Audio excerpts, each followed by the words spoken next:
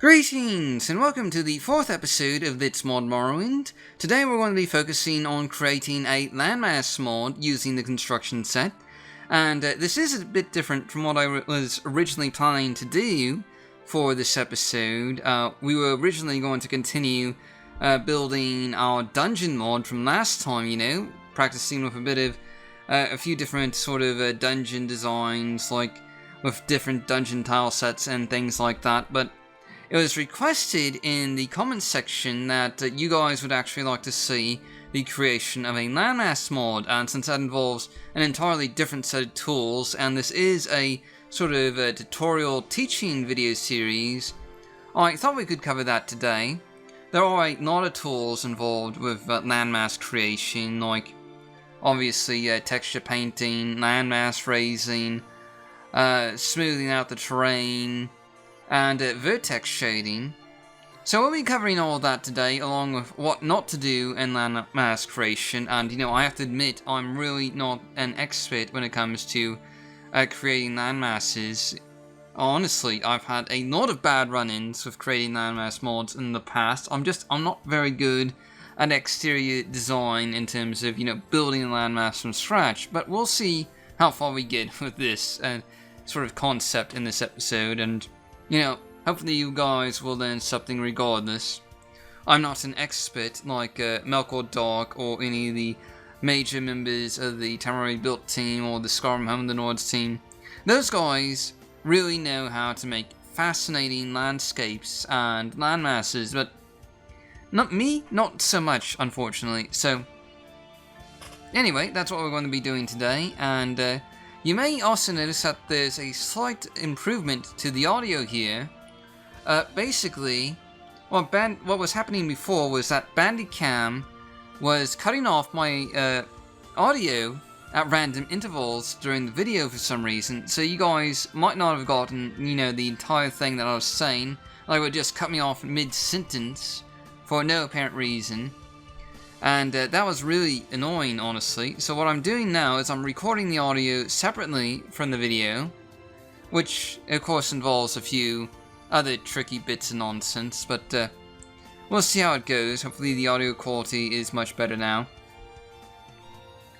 Anyway, we're going to go ahead and open up our landmass mod, and this is a pre-existing landmass mod that I've already created. And we're just going to open up this in the editor here.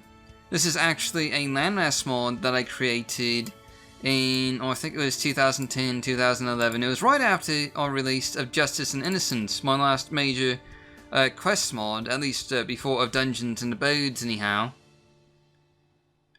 And anyway, we're going to load up this landmass mod, and I kind of want to give you guys a glimpse of what not to do with landmass creation, because there are a lot of pitfalls when creating landmass mods that you need to avoid, and what better way to showcase that than to sort of use one of my massive failures of a mod, this massive landmass mod that I was creating in 2010 and 2011. So, okay, first things first. Do not get overly ambitious when creating a landmass mod. I mean, I cannot emphasize this enough. I mean, look at this landmass mod that I created before. It is absurd. I mean, look at the size of this city. This is a huge city. This is about 5 times the size of Balmora. I mean, it's ridiculously massive, and I honestly do not know what I was thinking when I built all of this. It's like, seriously, look at the size of this city here. It's maddening. Ridiculous. I mean, this one district right here, where you can see all the door markers, this district right here has 60 interiors. That's 60 interiors. And it's not even complete. For comparison's sake, Balmora only has 44 interiors. Or roundabouts that. So, already, this small section right here is bigger than the entire city of Balmora. And that's only about 1/5 the size of this entire city. So that's something you have to watch out for with landmass creation. And, it's the same thing with any type of mod that you're creating. You have to, watch the ambition a little bit. There's always that sort of appeal to go crazy and build a ton of things with no practical realization of, getting that mod completed. I mean, there's no way that this mod was ever going to get finished. It was too massive for one person to ever do. Really, it's just quite ridiculous. So, that's the first thing you need to watch out for when creating landmass mods, because the temptation is very much there to build a giant landmass with giant cities and, all these great environments, but it's a lot more difficult than it seems. That's a lot of work. And sort of going on, you can sort of see some of the exterior design of what I was trying to do with this massive landmass mod, and it really did not turn out that well. Basically, when you're creating a landmass, what you need to remember is to sort of keep it simple. You don't want your environments too detailed, but at the same time, you don't want them, not detailed enough. So it's trying to find a balance between, that overabundance of object detailing and just sort of the right amount. I mean, Melkor, for example, is an expert at this. I mean, look at any of his landmasses, and you'll find that they appear to be extremely detailed, but at the same time, they don't have overly high object counts per cell. And that's the balance that you need to strike. Now, right here, not only do we have a really high object count in this exterior cell, but it also does not look particularly good. I mean, take a look at this. It kind of looks like a mess, to be honest. And I don't like how any of this mod, how anything in this mod turned out. Which is, of course, why it was cancelled, because I'm just terrible at exterior development. And that's another thing, is that, it takes hundreds of hours to make a large landmass. And chances are, you can't really recycle any of that into another project if you decide to cancel it. So that's another thing to consider. I mean, interiors, like all these interiors down here, these have all been recycled into other mods, including all these shack interiors here, which you can find in Melkor's Lithodonia. So, you can recycle interiors, but you can't really recycle a big landmass like this. It's just, again, you have to be careful with this sort of thing. And of course, just taking a real quick look at the rest of this.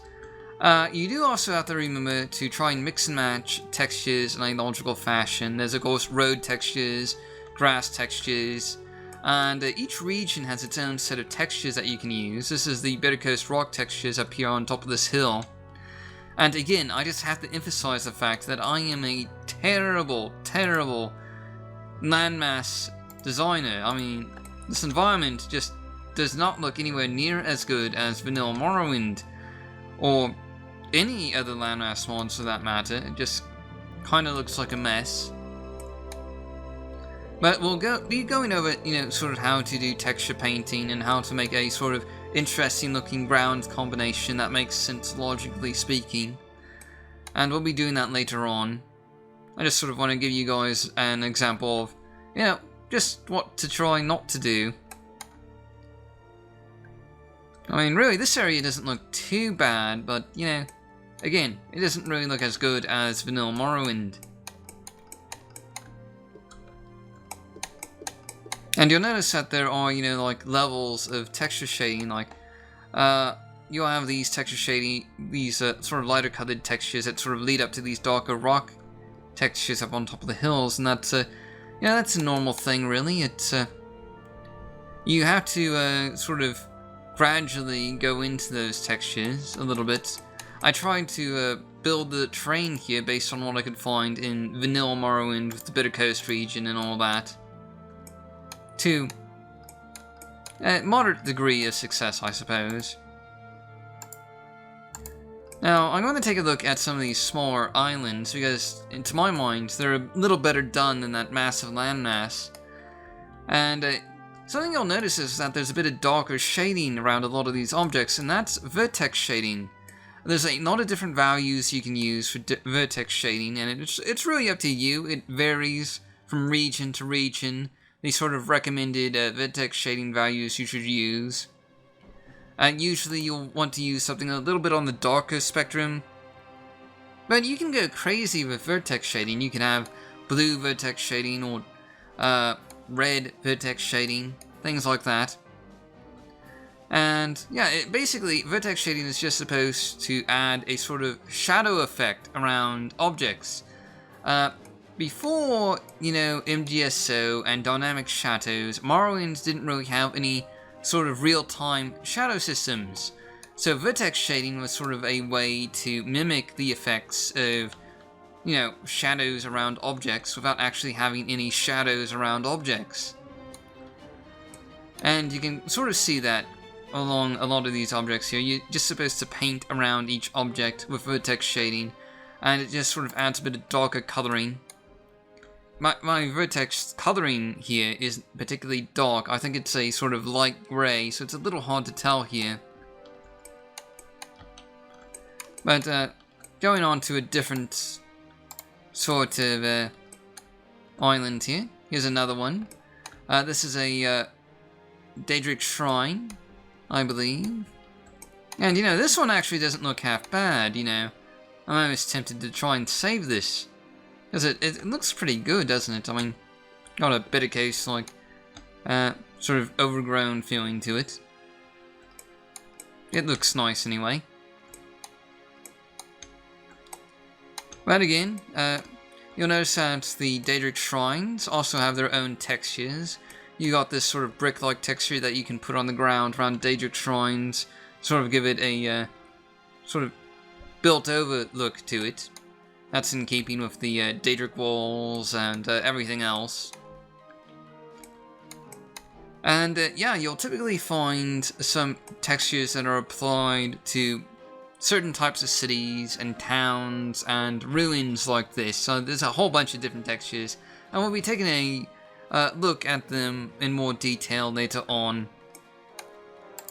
I just want to do a sort of brief overview of some of these other islands. You got a few more over here.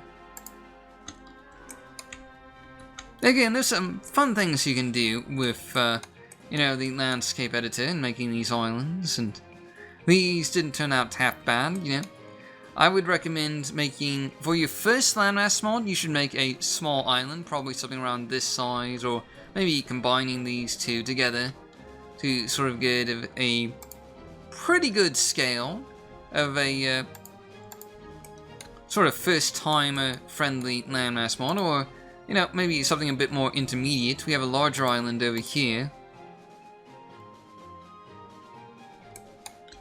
Yeah, maybe an island this size might be good for a first timer with it, trying to make your first landmass mod, where you have to keep your ambition in check and not make too many different landmarks on your island the first time around. The focus should be getting something out in a complete state that you're satisfied with, and which is of a decent quality. And you can sort of work from there and try to broaden your horizons a little bit. Like, this island has a whole town on it. It has a tomb, has a little outpost, and that might not be too much for a first timer, but it's a bit more sort of a more challenging task, really, to try and build an entire town in your first landmass mod.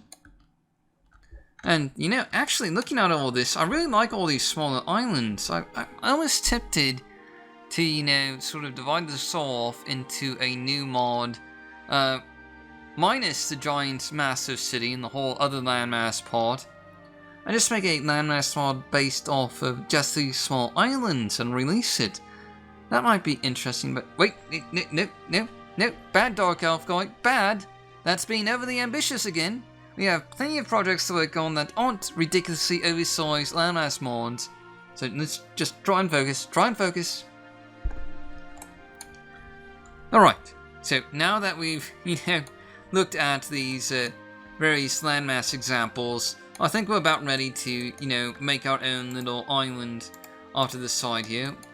And we're going to do it off from these islands here. And if you're wondering where these islands are located, by the way, they're just east of Tamari Built, and I believe they're just north of Lithodonia. They're sort of in between Lithodonia and the northern coast of the Telvanus region of Tamari Built. So, you know, they're kind of in a little niche there. They're also just south of Mod Town 2015. Well, somewhere south of Mod Town 2015. I think it's about 6 or 7 cells south of Mod Town 2015, but I'm not convinced of that. But anyway, to open up the landmass editor, go to the World tab on the Construction Set menu, go to Landscape Editing, and this is what should pop up.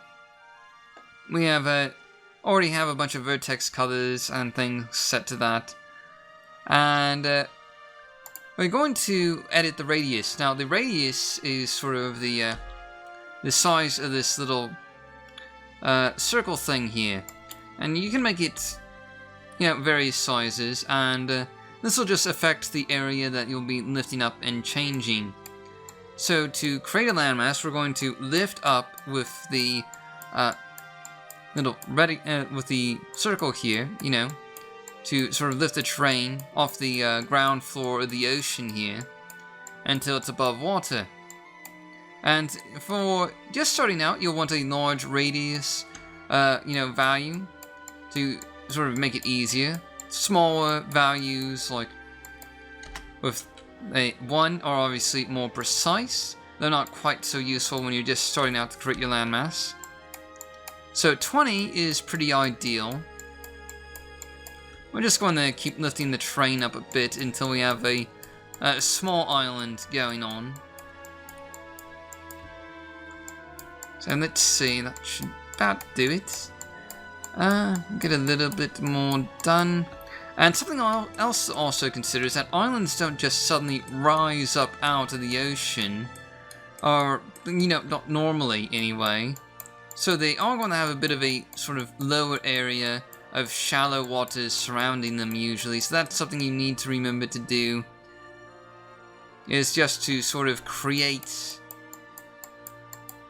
a bit of a lifted up area that's still underwater, but you know, just sort of make it realistic with a gradual sort of cutoff as you go into deeper ocean-like waters. So let's go ahead, let's get this lifted up. That's pretty shallow, I think. We've got pretty much all this, don't we? Except for this one corner over here. Do apologize, there is a bit of lag going on. Basically, zooming around this island is causing a bit of mischief. It's the cell loading. Keeps loading different cells. Okay, that should be pretty good. Alright, so now I'm going to introduce you to the flatten option right here. Now the flatten option is really useful. Basically, it'll flatten your landmass to that exact height that the circle is in. So in this case, see the height of the terrain right here? We're going to flatten this, and this will just make the terrain completely flat going out in all directions. And this is an easy way to sort of build a large island really quickly, is just doing this. You just gotta, you know, sort of paint the render window with the flatten option here, and it'll create a large landmass. And also, if you want to just, you know, bring this back and down into the ocean, you can do that as well. You know, just sort of select the ocean bit here, and then just go around and flatten a bit of this. It is a bit unrealistic looking how flat this is and how sudden of a drop-off it is, so, you know, you do gotta be careful with the flatten option. You're going to have to fix this, really. You know, gotta make these sort of realistic and not have the ridiculous looking sort of sudden fall off that we have here. That doesn't really happen a whole lot in nature. And we're trying to make things semi-realistic looking.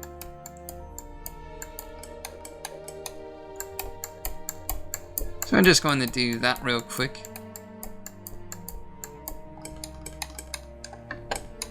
Now, the next thing I want to show you guys is the soften option. And this is actually real important because I'm not sure if you noticed this or not, but when you're originally raising the terrain up, you might notice a bunch of these rough edges start to appear. These are rough vertices that need to be smoothed out, and basically, the smooth tab makes this, more smooth. It smooths out the terrain, makes things a bit more realistic, gets rid of all the rough vertices that might be left in the terrain. So we're just going to smooth all this out. Sort of give it a much more, well, smooth appearance, I suppose. Really, that's kind of an obvious trait. I'm just going to do that all around. Smooth it out a bit. Make it look nice. Not have any rough vertices. And I say rough vertices, and I'm not sure if I gave you a proper visual of what a rough vertice is, but that's basically like, that is a rough vertice, for example. It's basically a bit of a terrain bug, or a rough bit of terrain that doesn't look very good. You generally don't want those around, so you want to soften them up a bit. And you should always do this after you've created a bit of a small landmass or gotten your terrain fixed up. You just want to soften it real quick before you add any structures or things like that to it.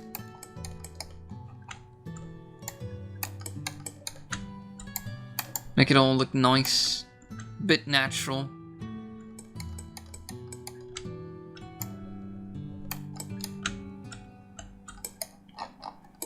I suppose the other question is, do we want our island to be fairly flat, or do we want it to have a hill somewhere on it?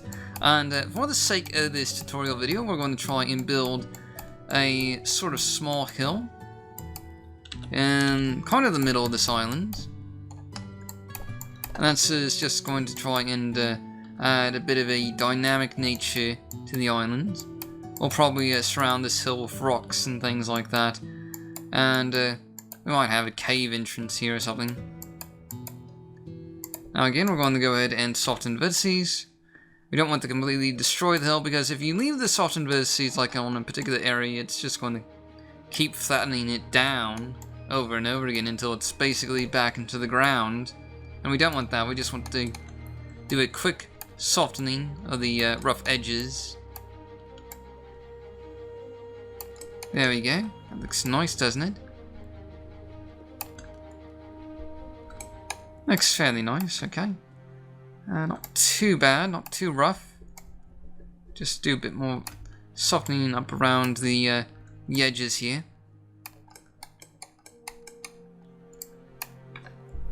Alright, so now we're ready to look at textures, and basically this is your texture list right here. And there is also the add texture option, that you can add in new textures that you might have, I believe, if you use that. I'm not a texture artist though, so I never do that. And, well, there are a bunch of different textures, and most of them are labeled by terrain and by region. So BC obviously stands for the Bitter Coast. AI stands for the Acadian Isles. We got MA, that's the Molag Amur region. And RM, Red Mountain. AC, Azores Coast. We got the Daedric ones for the Daedric Ruins. You got GL for the Grazelands. You got Sand, that's of course, for underwater and things like that. WG, West Gash. This is all fairly self-explanatory. You got a bunch of other random textures that you can use. And yeah, so for our island, it's in a Bitter Coast-like environment, so we're going to be using Bitter Coast textures. And keep in mind, my memory is a little fuzzy. I haven't worked with Bitter Coast textures since 2011. That was 5 years ago. So I'm not exactly sure which textures I should be using exactly. So to apply texture, you select a texture, and then you right click on the terrain to start painting that texture. And of course you can apply these textures basically one little bit at a time. You can see that they're kind of they divide the terrain up into squares, basically. And so that's kind of how it looks. And let's see. This is TXBC Rock 03. And I think we're going to want to surround it with... is it Scrub or Rock 01? I think it's Rock 01. That doesn't look right. That looks like mud. Let's see, what are we doing? Well, let's look at Rocky Scrub. Oh, that's it. That's the one. So usually, the rock portion is surrounded by, I think it's the Rocky Scrub texture. Again, I'm not really sure. It's been a long time since I've sort of used any of these textures. So I'm not an expert. Again, cannot emphasize that enough. Not an expert. Really not an expert when it comes to landmass design. I'm just sort of like a dirty casual. But anyway, yeah, you can just sort of paint these textures on like this. And real quick, I am going to have to show you a sort of bug that occurs when three textures meet. And this is a pretty well-known bug. Look at this, there's just a sudden cutoff with the textures here. It looks, you know, it looks pretty bad, doesn't it? See, look at that? Basically, whenever three textures meet at the same spot, they do this sort of weird cutoff thing where they just sort of conflict with one another, and you're going to get that in your landmass creation somewhere, probably, no matter what you do. So the best solution is to hide these sort of texture seams with rocks and things like that. You know, just sort of make it not so visible to the player. So a lot of times you can't really do anything about the texture seams, but you can at least hide it so that the player won't notice. And let's see. Oh no, we don't want that. Moss. Do we want moss? Ooh, yeah, a bit of moss. Nice as well. We want a bunch of different textures on our island, and again, I am not a landmass expert. I do not know what I'm doing here. Gosh, I'm trying to remember. There's a specific thing for painting textures on the terrain that you have to keep in mind, and I just can't remember for the life of me what it was. No, certain textures are applied to certain kinds of environments, like sub-environments, like you'd use the muck texture, I think it is, or is it the mud texture? I think it's the mud texture for, you know, those little swamp-like areas that are, you know, where the terrain sinks down and there's a bit of water and you got the sort of dirty water on top, and use the mud textures for those parts of the terrain, use the rock textures for the hills, use the rocky scrub-like textures for around the rocks, and I'm just not sure about the grass and the moss textures, honestly. I don't quite remember where you use them in.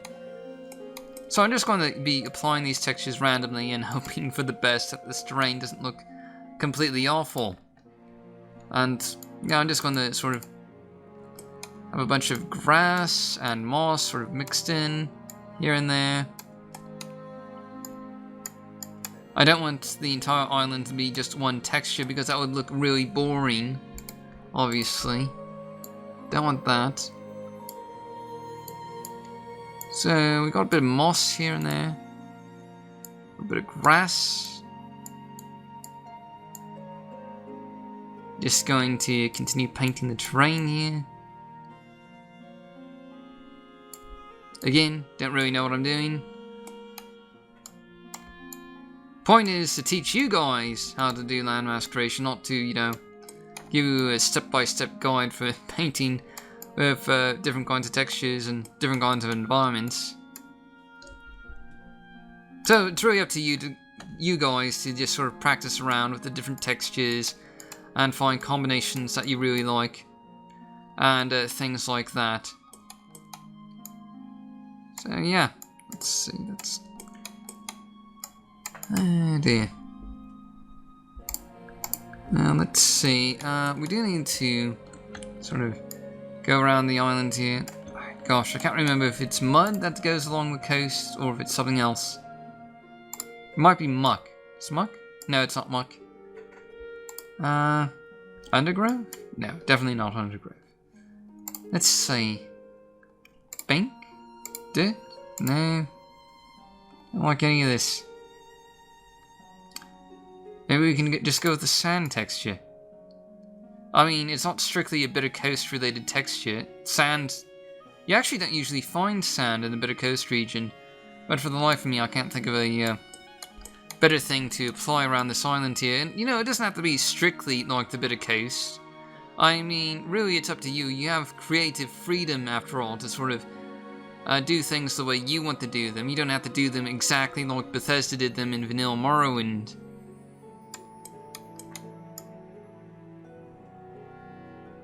So, yeah, let's just do this real quick.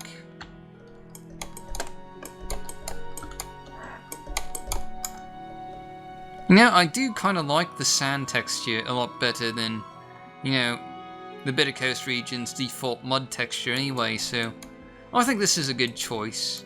Plus, it kind of looks nice, you know, with the Bitter Coast grass right there. It kind of looks like a nice sort of combination. Though I do want to try and avoid these sort of straight lines with, you know, where the textures are, you know, straight lines are boring, they're not natural. You don't have... The beach, have you ever been to the beach?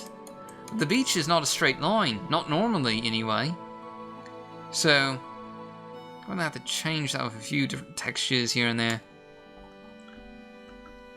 So yeah, there we go. It's mostly finished with the texture painting.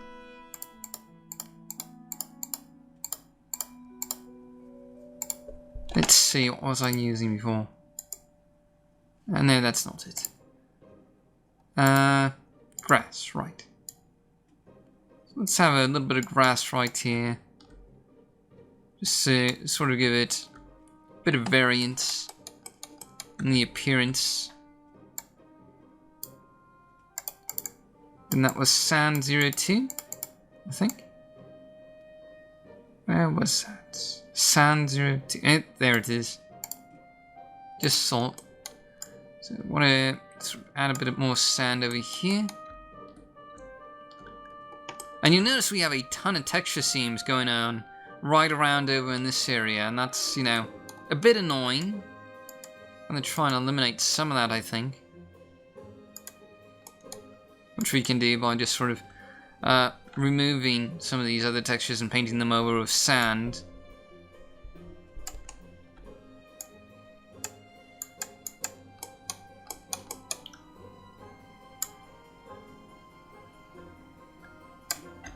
Okay, so that looks fairly decent. And now the first thing we should probably do is, well, we need to figure out what we're going to have on our island, obviously. But we also need to sort of figure out what we're going to do about all these texture seams. So we need to make sure that whatever we do with this island, that these texture seams are going to be covered up with rocks or something else. And, well, we're going to turn off landscape editing for now. We're going to have to come back to that to do vertex shading. But in order to do vertex shading, we need to have something to vertex shade, which means objects on the actual terrain. So that's what we're going to focus on next, is populating our island with some objects like rocks, trees, bushes, things of that nature. And once we've got some things sort of populating the island, we can start working on vertex shading. So that's what we're going to be focusing on next. So before we do anything, we need to just sort of figure out what our major landmarks on this island are going to be, you know, before we start adding in any miscellaneous items and start covering up a lot of these texture seams. So the first thing we need to do, I guess, is I'm going to just grab a random terrain rock and sort of put it down somewhere on the island. And the reason I'm doing that is just because it makes it a lot easier to rotate around the island if I have an object for the camera to center on. So as you can see from this sort of overview, we have a nice bit of flat terrain over here that might be good for a couple of shacks or something of that nature. And we've got a bit of a flat area over here, but it's more of a sort of cliff going around. So I'm thinking what we'll do is we'll put a bunch of rocks around the edges here, and then we can have maybe another shack right here. And I'm thinking we'll have some sort of cavern or tomb that goes onto this hill, and we'll cover most of the hill with a bunch of terrain rocks, as you might expect. So with that in mind, I guess we just need to just go ahead and start adding actual buildings to our sort of little island. So I'm going to scroll up and find the XD shacks. We're going to want some that are actually connected to the ground, I think. Then we can figure out where we want our docks to be, if we want any docks, and things of that nature. So 01, that's the big shack, you know. You see a lot of these in small towns like Kor or, you know, Dagenfell, Gnarmok. In Gnarmok, actually, I believe it's a tavern that uses, you know, this sort of model. It's the I forget what it's called. The Jigger's Rest, I think, is part of the name. So anyway, what we're going to do is we're going to have a small shack settlement on the island. And we want it just about so that this little bit right here is just slightly above ground. And let's see. Just got to make sure that this is about right. We can cover up a lot of this sort of foundation part of the shack later on with terrain rocks. And yeah, we're going to be using terrain rocks a lot, by the way. It's just a natural thing to do, really. Terrain rocks are very handy. They are your friends. Use them as much as you need. Alright, so I'm thinking we'll have the docks coming out this way. And we'll have a bunch of shacks over here. Shack 02 here is the more sort of normal size shack. It's technically a two-person shack, I believe. There we go. And we're also going to be adding in a road here. So real quick, I want to kind of see where our textures are going to be lining up exactly. Well, we'll be using the AI road. Just because, I mean, we could use the BC road, but it doesn't really get used a whole lot, so I don't really see a particular reason why we you know, have to use the BC road. I kind of like the look of the AC road better. Now you'll note that you kind of do get a lot of these 90-degree turns, which isn't very natural, so I'm thinking we'll use terrain rocks again to make it seem a bit more curvy than it actually is. We're going to be using a lot of rocks. Let's just put it like that. Okay, now I don't know what I'm doing now. Let me find BC grass because I want to get rid of this and that. I don't want the road going up the entire hillside. That'd be ridiculous. And yeah, so we're going to connect to the shack that's going to be over there somewhere. Alright, so that looks pretty good. Our shacks, you know, they're along the road. You do kind of have to check the textures sometimes with road textures and make sure that your buildings are actually along it. Because, you know, you can get textures that don't quite come up to your road. I mean, don't quite come up to your building, that is to say. So really, you should probably lay down your road textures before you start adding buildings like we did, but, you know, minor detail. Now, we should probably just go ahead and add docks before I forget. And also because it would be not handy to know exactly at what height level the docks are going to be at. So we can know where to end the town, or the village, or whatever. So that looks like a pretty decent height level. And you can notice that there is a lot of texture seams right here. Gonna have to do something about that. Again, whenever 3 textures meet, it causes a texture seam, which is extremely inconvenient. But, you know, what do you want to do? Let's see. We're just going to have our docks sort of come out a little ways. I mean, this is really shallow water actually, so it's kind of hard to imagine that a ship would be able to dock here. So probably what we'll do is we'll have it come out to about here, and have it split off, and then the ship could, you know, be right about here. But anyway, I'm just going to pause this real quick, you know, finish this docks area right here, since, you know, you guys probably know how to make docks already. And then when we come back, we'll just sort of finish off this little village and figure out what the rest of our landmarks are going to be, so that we can start adding in Vertex Shading at some point. Though the first thing we'll need to do is, once we have all of our major, you know, landmarks set up, we'll need to start covering up our texture seams with objects like terrain rocks, trees, all that stuff before we do any Vertex Shading.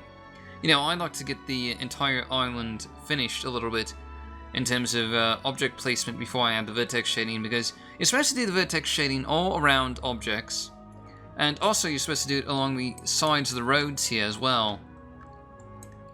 And, you know, roads are actually supposed to be, I think, just slightly below or above the terrain around it. I can't quite remember what it is, but roads are supposed to be a somewhat different dynamic height level than the rest of the terrain.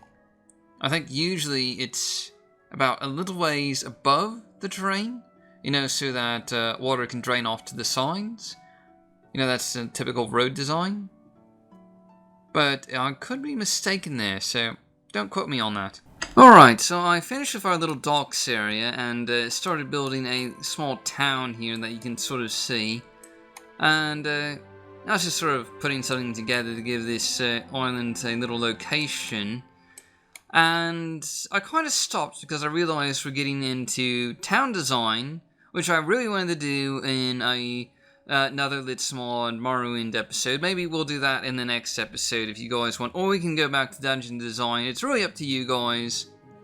But I was just sort of thinking that I'd really like to do a video dedicated to proper town design and the building of exterior locations. Like, I mean, this isn't a particularly good example, but you can see like a finished exterior location, like I don't know, maybe the stage ruin over here. And we could go over, you know, how to build locations like this, and how to build to the terrain, so to speak, since I don't really like messing with land editing a whole lot.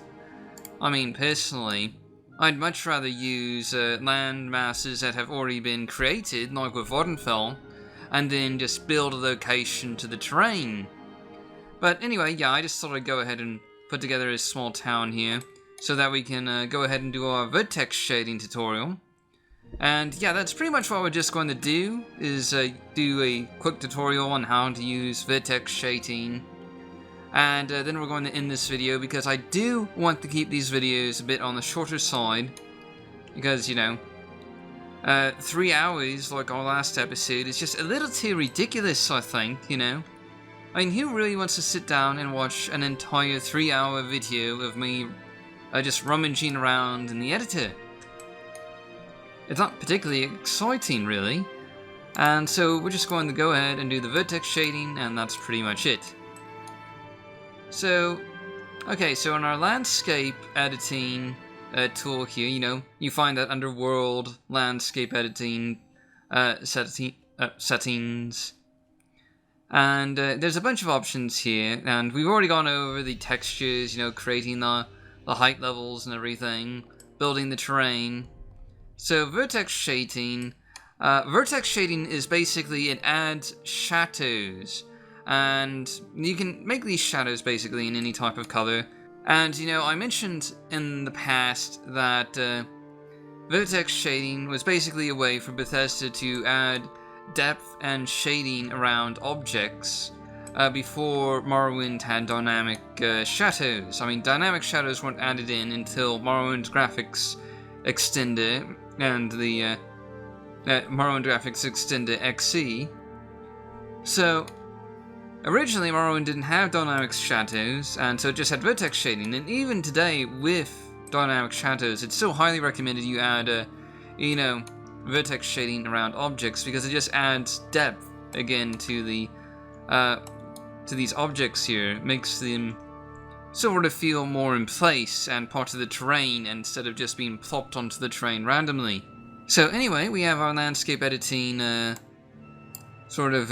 here, and to do vertex shading, we're going to checkmark this thing right here, the edit colors option, down here in the bottom part of the landscape editor. And you'll notice that there are two different colors here. These correspond to the right and left mouse clicks. So, so the left mouse is this color right here, and the right mouse is this color right here. And you can make vertex shading in pretty much any color you can imagine. Right now I'm using the left-hand coloring side to be our sort of non-color. Basically, this is our eraser tool right here. So basically we chose white so that it can erase any vertex shading in case we screw up or something like that. And I'm going to demonstrate the gray color right here. So you can kind of see, I don't know if you can really make it out that well here, but oh yeah, it does show up a bit better when you turn the lighting off. So here is, the sort of default gray vertex shader coloring that you can add around objects. And you just want to, kind of paint a little bit of a shadow around each object. You don't want to span it out quite so far as I have here, so we're going to go ahead and remove some of that. So you see, the left click erases it because I've got it set to basically be, white, and white is the eraser option, so to speak. So you don't have to worry about accidentally making mistakes with vertex shading. So we're just going to go over that again, try and get it a little bit finer, detailing the vertex shading. You want to go around pretty much every object. This would also include, things like rocks and, let's see, there's rocks, trees, plants, container objects, really. Pretty much anything that you put on the terrain, you'll want to go over with vertex shading. And I think there's some loose vertex shading over here. We're just going to erase that real quick. And I can't remember if this is true or not, but I believe you're supposed to also outline your roads a little bit with vertex shading. Actually, I don't know. Second thought, I'm not sure if that's right.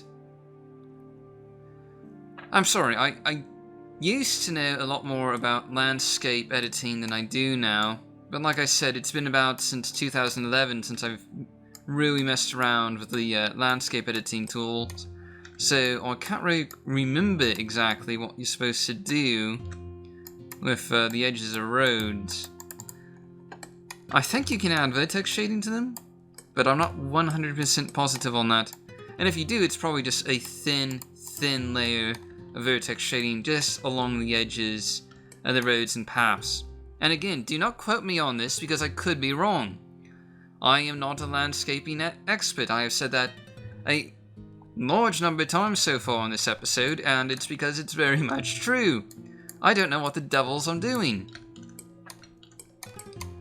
At least not with landscape editing anyway. Just go ahead and sort of outline this building here. And again, we'll have to take care of a lot of these texture seams in the future episode, I guess. We just didn't really have enough time to go ahead and deal with all those. I mean, again, you'd have to cover up all these texture seams. And, this actually goes a bit into the road, so we'd have to be a little creative with that. Texture seams just do not look visibly appealing at all. Like, this just looks terrible. But, anyway, that's neither here nor there. Something else I wanted to show you guys is that you can also, change your color scheme. There's a ton of random default colors, and of course, you can just insert random numbers and see what colors you come up with. Just for the heck of it, we'll choose green. Just to show you guys what the green vertex shading looks like. You can probably imagine, though. It's this sort of green color here.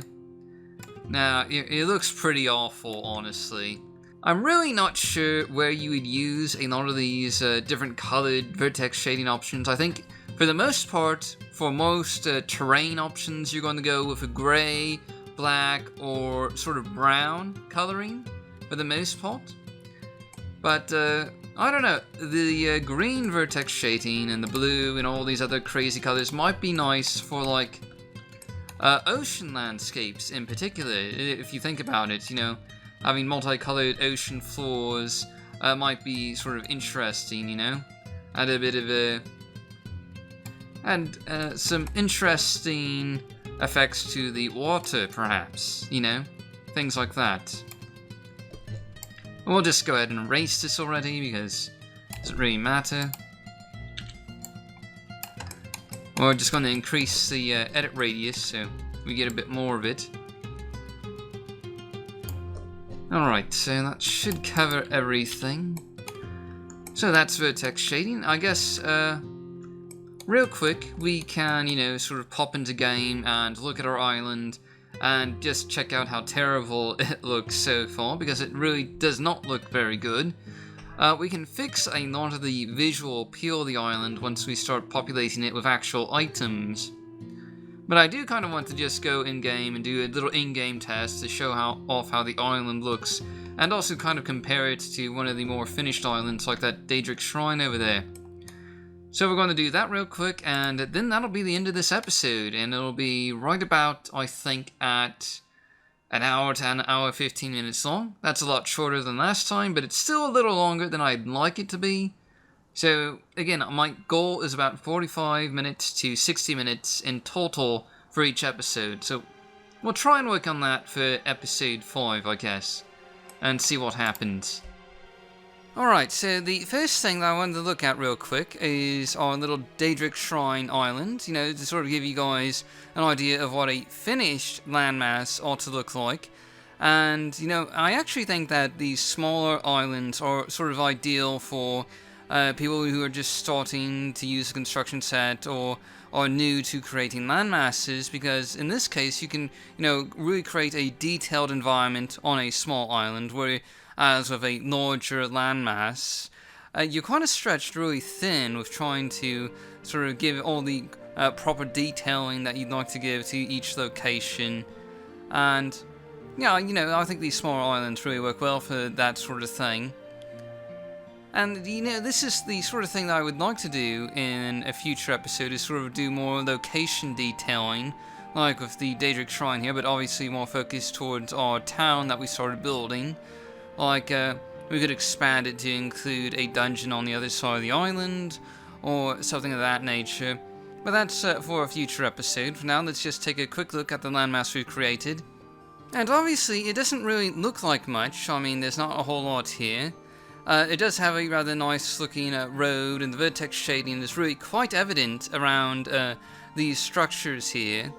And you'll also notice it outlining the road. And, you know, I think that actually does kind of look like how the roads look in Vanilla Morrowind, so I think that was right about the shading outlining the roads. But again, I'm not 100% on that. If someone who is more experienced with landmass creation and, you know, texturing could maybe post below whether or not that is true, that would be a great help, because, you know, again, I'm not an expert at this at all. I'm more of a dungeon and quest motter than a landmass creator.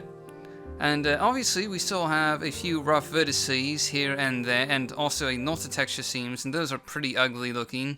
We're going to have to work on terrain detailing at some point with, you know, rocks, trees, shrubbery, ferns, that sort of thing, to try and cover up a lot of those seams so they're not quite so noticeable. And we also have, I think there's just one rough vertice on top of that hill right there. It's not really that noticeable, but it might be something that we want to smooth out. But anyway, that's pretty much the entirety of our landmass, and, you know, there's not a whole lot here. I think it's a decent start, but we still have quite a ways to go before it's anywhere near complete. We need terrain detailing, we need to actually have locations to visit, and all that, so that's something we'll need to do in the future. Alright, as we just saw from our in-game footage, our island still needs a lot of work, obviously. There's a lot of texture seams, there's a few rough vertices that we need to smooth out, And obviously we have a lot of terrain detailing to do. This pretty much concludes this episode of Let's Mod Morrowind. And whether or not we continue with landmass creation and terrain detailing is entirely up to you guys. I mean, just, tell me what you want for the 5th episode. We can continue the work on our landmass, working on town design, and terrain detailing, and landmass creation. Or we could go back to our dungeon and sort of continue working with different types of dungeon tile sets, and, doing dungeon detailing and things like that. So just let me know what you guys want to see in the next episode of Let's Mod Morrowind down in the comments, and we'll try and do that next time. It'll probably be at least a month, possibly 6 weeks, before our next episode gets released, due to, the fact that we're also doing the Modders Challenge at the same time, and that is going to take up a lot of time, not going to lie. And it's also Morrowind's May Modathon month right now, so, we've got that going on at the same time. So there's a lot of things going on, so we'll try and get back to this as soon as we can, and I'll just wait for you guys to sort of give me some direction as to what you'd like to see next in the Let's Mod Morrowind series. So, with that said, thanks for watching, and hopefully you guys found out something that you didn't know about before with the construction set, or, found something useful. Or if not, hopefully you had fun listening to my ridiculous commentary and trying to explain things that you already knew. So, yeah, alright, so that pretty much wraps up. I'll see you all next time with our next episode of Let's Mod Morrowind, and before that, hopefully, at least one new episode of Morrowind Modding Showcases in the next week or so.